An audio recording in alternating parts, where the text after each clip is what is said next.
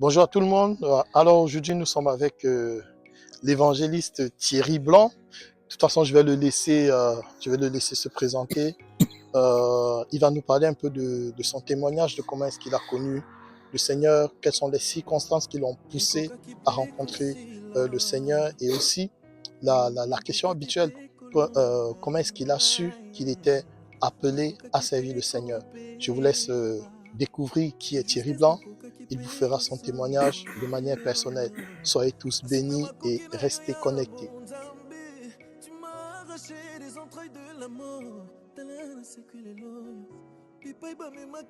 Bonjour les amis, alors moi c'est Thierry Blanc, donc j'habite dans la région du 91, plus précisément à Breuillé, donc voilà, et je vais dans l'église évangile du Parole du Salut à Dourdan, voilà. Donc alors mon histoire est un peu, je vais essayer de faire court parce qu'elle est assez longue. Je suis pas né, comme vous savez, on ne naît pas chrétien, on ne naît pas enfant de Dieu, on le devient par la suite. Par rapport à des rencontres qu'on fait, tout ça, et donc par rapport à la révélation de qui est Jésus pour nous. Alors moi, autrefois, je ne connaissais pas Jésus, c'était quelque chose de vague dans mon esprit, j'étais plus religieux, j'ai été catholique, ensuite j'ai embrassé la foi islamique, j'étais musulman, je m'appelais Mustapha, et bien sûr un beau jour, j'ai rencontré un petit monsieur, un pasteur malgache, qui a eu le courage de m'approcher et de me parler de Jésus, de la personne de Jésus le Sauveur, ce Dieu d'amour. Je ne vous cache pas qu'au début j'étais un peu rétractaire, pas un peu, même assez rétractaire, j'étais un peu contre, parce que j'étais quand même devenu musulman, tout, donc je ne voulais plus entendre parler de tout ce qui est christianisme. Et par la suite, à force, c'est un monsieur qui a persévéré avec moi, il ne m'a pas lâché une seule seconde. À chaque fois qu'il me voyait, il me témoignait beaucoup d'amour, alors que moi c'était le contraire. Et donc j'ai été frappé, surtout frappé par quoi? Par l'amour qu'il me témoignait. Je me disais, mais je suis du style œil pour œil, dent pour dent. C'est-à-dire que je suis quelqu'un qui rend les coups. Tu me donnes 3 coups, je t'en donne 3. 4, je t'en donne 4. C'est-à-dire que j'étais œil pour œil, dent pour dent. Et je dis, mais ce mec-là, il me parle gentiment, moi je le réponds méchamment.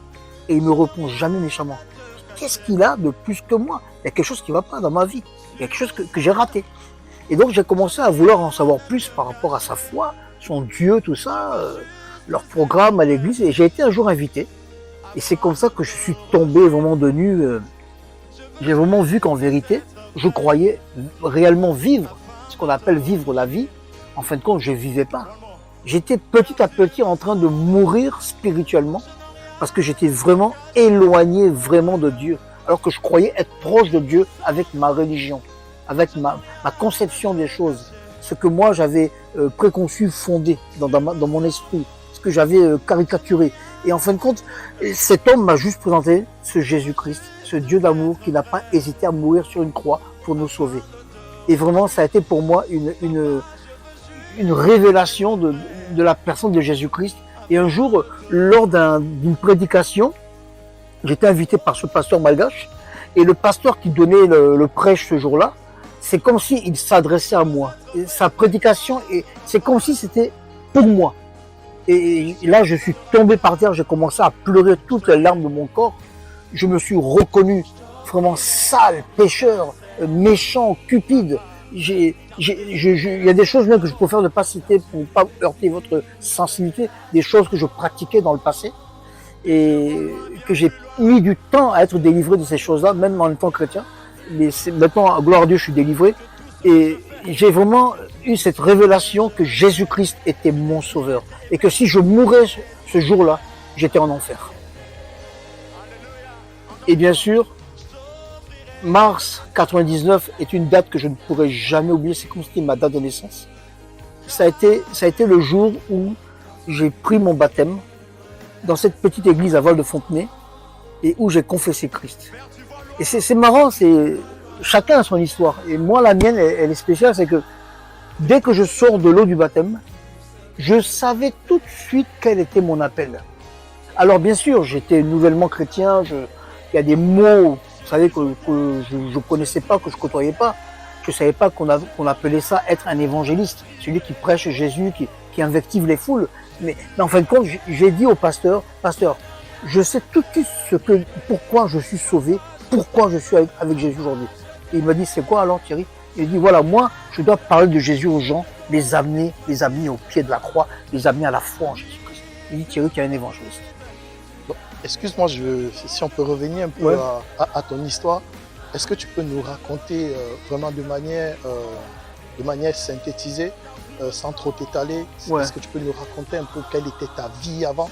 Puisque tu as parlé tout à l'heure de ta vie, Ah, tu as dit qu'il y a des choses que tu ne veux pas révéler, mais je pense quand même que les gens aimeraient savoir ce que tu faisais avant et qu'est-ce qui t'a poussé vraiment à abandonner ces choses-là que tu D'accord. pratiquais par le passé. ok, Parce que ok. je crois quand même que j'ai eu à entendre quelque chose par rapport à toi où on disait que soit tu étais un ancien, tu as eu à commettre des braquages, des trucs comme ça. Est-ce que tu peux raconter ça?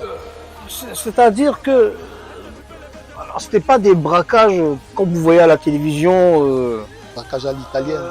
avec des armes, tout rentrer dans une banque ou dans une bijouterie et frapper tout le monde ou tuer tout le monde. Non, non. Mais c'était une forme de braquage parce que quand vous rentrez chez des gens à leur insu, ils sont pas au courant. Ils sont en vacances parce que vous avez planifié ce jour-là. C'est-à-dire que j'étais quelqu'un, un planificateur du mal. C'est-à-dire que je planifiais toute la rue où j'habitais. Je connaissais chaque famille.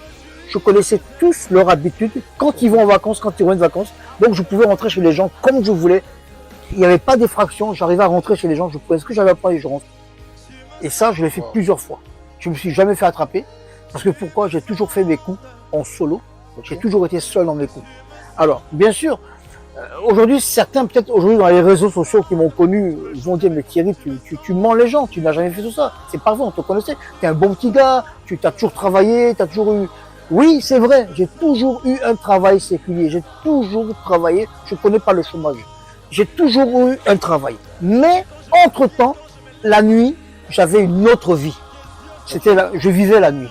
Ma vie, c'était la nuit, c'était les soirées mondaines, excusez-moi, les soirées, je vais peut-être heurter certaines personnes, des soirées échangistes, voyeurisme, des soirées où on se partageait nos compagnes. Ok. Donc des soirées où j'avais souvent, même le soir, dans des soirées de trucs de porno, moi je n'étais pas acteur du porno, hein, mais j'allais assister à des trucs, des projections, des films. Vous savez, quand vous allez à Pigalle ou à rue de la Gaîté à Paris vers Montparnasse, vous allez voir, c'est une rue où il n'y a que ça, il y a des projections de films vidéo sur le sexe. Donc c'était ma vie, ça, la nuit. Je faisais que ça entre la drogue, la cigarette, l'alcool. Voilà, c'était ça ma vie. Les boîtes de nuit, je ratais pas le vendredi, le samedi et le dimanche. J'y allais. Et entre-temps, j'avais quand même une vie à côté où je travaillais la semaine. J'étais quelqu'un dans la semaine qui était honnête, qui travaillait comme le monsieur Nanda, le monsieur tous les jours. Mais la nuit, j'avais une autre expérience que je menais. C'était plus fort que moi. C'était un challenge que je devais relever. J'avais pas forcément envie d'avoir de l'argent. Non, mais pour moi, c'était des challenges d'aller chez des gens, de les dévaliser, de les voler.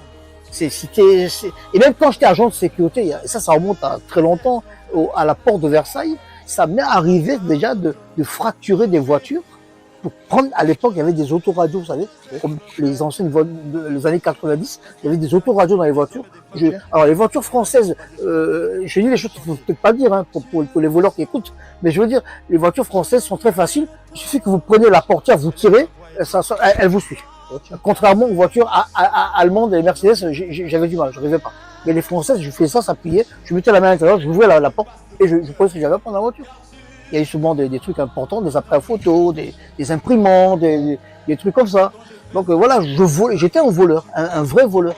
Et donc, mais bien sûr, j'évitais quand je sentais qu'un vol pouvait arriver à un drame, c'est-à-dire arriver à tuer quelqu'un et qu'il y avait des conséquences par rapport à la vie des gens, je m'abstenais. Je m'abstenais de faire cela. Tous mes coups, je les préparais en douce et je m'arrangeais pour que les gens ne soient pas là dans leur maison. Donc j'étais un ancien voyou, un ancien gangster. Oui. Et alors j'ai failli frôler le grand banditisme, ce qu'on appelle les braquages de banques ou de bijouterie, tout ça. Alors, je crois que c'est Christ qui m'a dissuadé d'arrêter, parce que j'étais déjà dans le petit banditisme, tout ce qui est raquette, tout ça, vol, tout ça. Une personne qui fumait une cigarette, si elle me dit non, j'en ai plus, monsieur, regardez, il m'en reste qu'une. Et moi, on me la faisait pas, moi, ça, il me reste qu'une cigarette. Je connais la technique, je suis un ancien fumeur. En fin de compte, moi-même, j'ai fait ça aussi. C'est-à-dire que vous avez un paquet de cigarettes. Vous faites en sorte que vous avez un paquet avec une seule cigarette. Et quand on vous demande, il m'en reste qu'une, monsieur. Et ça, je connaissais, il avait un autre paquet. Ok. Et donc, qu'est-ce que je faisais? Je le suivais pour voir où est-ce qu'il allait. Et après, je voyais qu'il avait un autre paquet. Et là, je l'attrapais, je le terminais. J'étais dans une violence physique et verbale. D'accord. Et bien sûr, Christ m'a transformé, a changé ma vie. J'étais dans toutes sortes de vices sexuels, des choses qui rongeaient ma vie. Mais Dieu m'a délivré. Amen. Et en parlant, tu as dit aussi que Christ t'a délivré, Dieu t'a délivré. Parle-nous, oui, voilà, tu nous as parlé de ta rencontre avec ce pasteur malgache et maintenant ta rencontre personnelle avec Christ. À quel moment elle s'est faite? Comment est-ce que ça a été? Est-ce que tu peux nous en dire un peu plus?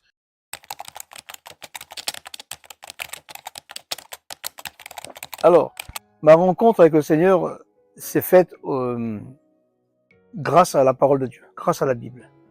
C'est quand j'étais pas un lecteur de la Bible dans mon passé, et quand j'ai donné mon cœur à Jésus, j'ai vraiment été un lecteur assidu de la parole de Dieu. J'étais curieux de chercher ce Dieu. Et je vous assure que lire la parole de Dieu a été pour moi une révélation. Je me demandais, mais comment est-ce que j'ai pu passer à côté de toutes ces belles choses, ces belles paroles de Dieu, ces paroles d'amour, ces projets de paix qu'il avait pour moi et non de malheur. Et comment j'ai pu passer à côté? Pourquoi ces soi-disant hommes d'église de l'époque ne m'ont pas montré réellement le vrai Jésus, ce Dieu qui a donné sa vie à la croix pour me sauver? Alors, bien sûr, c'est la religion, je ne veux pas les juger ni les condamner, Dieu s'en chargera, c'est le rôle de Dieu. Mais je veux dire, ces gens m'ont trompé depuis mon jeune âge. Et quand j'ai commencé à lire la Bible, ouais, c'est comme vous savez, je sentais les écailles tomber de mes yeux. Je sentais des révélations sur révélations qui s'ajoutaient dans mon cœur, dans mon fort intérieur. Et j'avais une joie que je ne peux pas décrire. Quelque chose que je ne peux pas vous expliquer avec les mots humains. Ces mots n'existent pas. Ils existent peut-être que dans le ciel. Et je vous assure que j'ai vécu quelque chose que seul moi peux comprendre, que j'ai réalisé au plus profond de moi. Et ça a été pour moi une délivrance dans plein de choses. Vraiment, j'ai vraiment rencontré ce Dieu qu'on appelle le Dieu d'amour, Jésus-Christ, le Sauveur des hommes. Amen, amen. Merci mon frère. Et parlant de tes activités, parce que j'ai lu quelque part que tu évangélises à Paris avec ton groupe. Vous avez un groupe avec lequel vous allez sur Paris, vous évangélisez et vous évangélisez également dans d'autres villes. Est-ce que tu peux nous parler un peu de ce ministère d'évangélique que tu as? Alors oui, c'est vrai que j'ai fait la rencontre sur les réseaux sociaux des frères Hayek, Olivier et Pierre Hayek, qui sont les responsables du groupe Tous pour Christ. Alors nous faisons sur place sur Paris des maraudes, on parle de Jésus, on va à la rencontre des gens, alors on travaille beaucoup en binôme, on est toujours 2 par 2. Et donc pendant que un parle de Jésus, l'autre à côté peut être en train de prier, voilà, pour que le cœur de la personne soit réceptif au message de l'évangile. Et donc notre but c'est de s'approcher des gens et de leur présenter le Dieu d'amour, ce Dieu d'amour qui un jour m'a sauvé, qui un jour a eu pitié de moi, a eu compassion de moi. Et je veux dire, je peux pas garder égoïstement ce salut, donc je dois le propager pour que un grand nombre soit sauvé. Et aujourd'hui, aussi avec mon église à Dourdan, Parole du Salut, nous avons l'occasion de faire des sorties sur les villes de Arpajon, Saint-Chéron, Sermaises, Dourdan, Rambouillet.